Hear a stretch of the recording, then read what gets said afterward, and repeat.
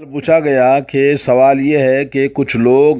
ازراہ جہالت خبروں کا طواف کرتے ہیں، تو ان لوگوں کے بارے میں کیا حکم ہے؟ کیا انہیں مشرک قرار دیا جا سکتا ہے؟ اس کا جواب مفتی سعودی عرب شیخ ابن باز رحمہ اللہ نے یہ کہا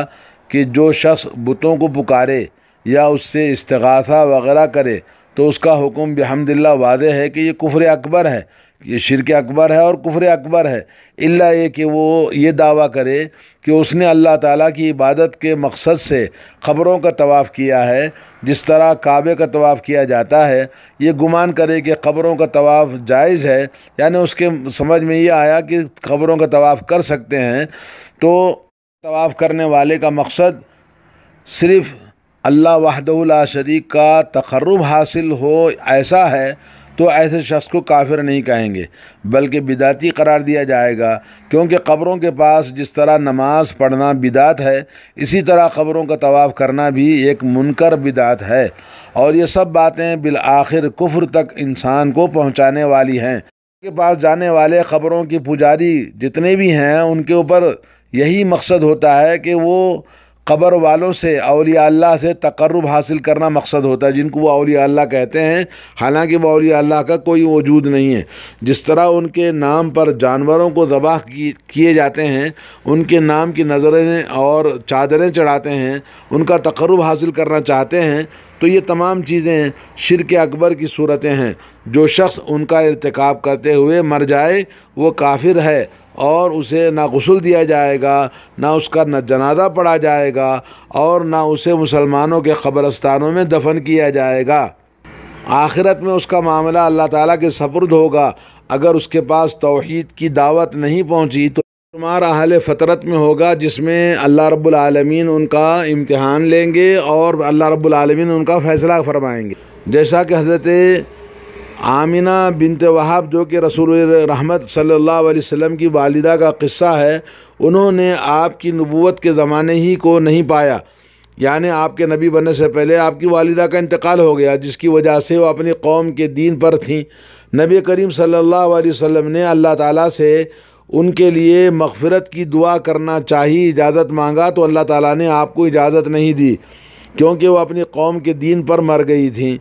اسی طرح آپ کے والد کا معاملہ ہے کہ جب ایک سائل نے آپ سے اپنے باپ کے بارے میں پوچھا تو نبی کریم صلی اللہ علیہ وسلم نے فرمایا، میرا باپ اور تیرا باپ دونوں جہنم میں ہیں۔ آپ کے والد کا انتقال زمانے جاہلیت میں ہوا تھا، وہ اپنی قوم کے دین پر تھے، لہذا ان کا حکم بھی کافروں کے حکم جیسا ہے۔ لیکن وہ شخص جس تک دنیا میں توحید کی دعوت نہ پہنچے، وہ حق سے ناواقف ہو، توحید کا اس کو علم نہ ہو، اور وہ مر جائے، تو علماء کے صحیح قول کے مطابق قیامت کے دن اس کا امتحان ہوگا۔ اگر امتحان میں کامیاب ہو گیا تو جنت میں داخل ہوگا، اگر امتحان میں ناکام رہا تو جہنم رسید ہوگا۔ ان تمام اہل فطرت جن کو کہتے ہیں، ان کے بارے میں یہی حکم ہے۔ جن تک دین کی دعوت نہیں پہنچ سکی تھی، ارشاد باری تعالیٰ ہے، وَمَا كُنَّا مُعَذِّبِينَ حَتَّى نَبْعَثَ رَسُولًا، اور جب تک ہم پیغمبر نہ بھیج لیں عذاب نہیں دیا جائے گا، یعنی اللہ تبارک و تعالیٰ کسی بھی قوم کو بغیر توحید اور اسلام کے پہنچے اس کو عذاب نہیں دیں گے۔ لیکن جس شخص کے پاس قرآن پہنچ گیا ہے، جس کے پاس رسول اللہ صلی اللہ علیہ وسلم کا پیغام پہنچ گیا ہے، اس نے لبیک نہ کہا تو اس پر آیت قائم ہو گئی، اس پر حجت قائم ہو گئی، اور جیسے کہ اللہ تبارک و تعالیٰ نے فرمایا، وَأُوحِيَ إِلَىٰ هَٰذَا الْقُرْآنُ لِأُنذِرَكُم بِهِ وَمَن بَلَغَ، یہ قرآن مجید مجھ پر اس لیے اتارا گیا ہے کہ اس کے ذریعے تم کو اور جس شخص تک یہ دعوت پہنچے اس کو آگاہ کر دوں۔ اور اللہ نے فرمایا، هَٰذَا بَلَاغٌ لِلنَّاسِ وَلِيُنذَرُوا بِهِ، سورہ ابراہیم، یہ قرآن کریم لوگوں کے نام اللہ کا پیغام ہے تاکہ ان کو اس سے ڈرایا جائے۔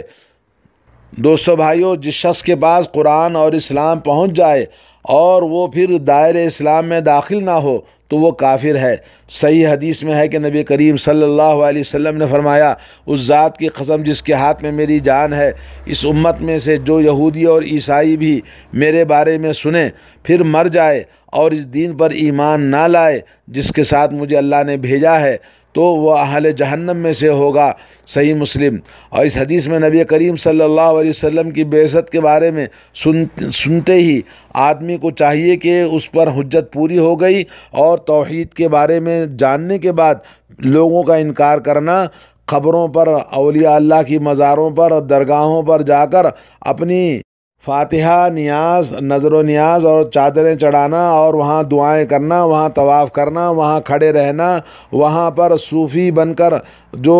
مراقبہ کرتے ہیں، یہ تمام چیزیں شرک اکبر ہیں۔ تو ایسے لوگ پھر اس حدیث کے بارے میں جاننے کے توحید کی پہنچی ہے، لوگ انہوں نے بتا دیا کہ یہ شرک ہے، یہ کام مزاروں پر جانا نبی کا دین نہیں ہے۔ دنیا میں جہاں کہیں مسلمان اسلام کا نام لینے والے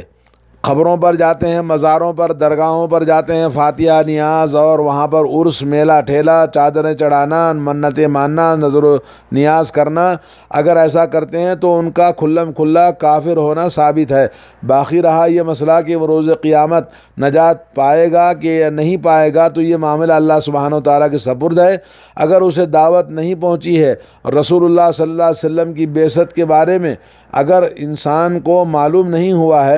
قیامت کے دن اس کا امتحان لیا جائے گا۔ اس طرح سے کہ نبی علیہ الصلوۃ والسلام کی حدیث ہے، حضرت اسود ابن السریع کہتے ہیں کہ اللہ کے نبی صلی اللہ علیہ وسلم نے فرمایا کہ اس کے بعد ایک جہنم کا ایک شعلہ آئے گا آگ کا، اور اس سے کہا جائے گا کہ اس میں داخل ہو جاؤ۔ اگر وہ داخل ہو گیا تو آگ، جیسا کہ حدیث میں موجود ہے، اس آگ میں وہ داخل ہوگا تو آگ اس کے لیے ٹھنڈی اور سلامتی والی بن جائے گی۔ اگر اس نے آگ میں داخل ہونے سے انکار کیا تو یہ آگ کا شعلہ اس کے گرد لپیٹ جائے گا اور وہ جہنم رسید ہو جائے گا۔ اللہ تعالی ہم سب کو سلامت اور محفوظ رکھے اس طرح کے شرک اور بدعات سے۔ خلاصہ کلام یہ ہے کہ جس تک دعوت توحید نہ پہنچے، جیسے کہ وہ لوگ جو اطراف دنیا میں رہتے ہیں، بہت سارے ایسے جگہ ہے جہاں پر اسلام ابھی نہیں پہنچا ہے، تو جن کا تعلق اوقات فطرت میں سے ہے، لیکن وہ مجنون اور بے عقل ہوں، تو یہ اور ان جیسے دیگر لوگ مشرکوں کے ان بچوں کی طرح ہیں جو چھوٹی عمر میں فوت ہو جاتے ہیں۔ مشرکوں کے وہ تمام بچے جو بلوغت سے پہلے فوت ہو جائیں، ان کا معاملہ بھی اللہ تبارک و تعالیٰ کے سپرد ہے، کیونکہ اللہ تعالیٰ ہی جانتا ہے کہ وہ کیا عمل کرنے والے تھے بڑے ہو کر۔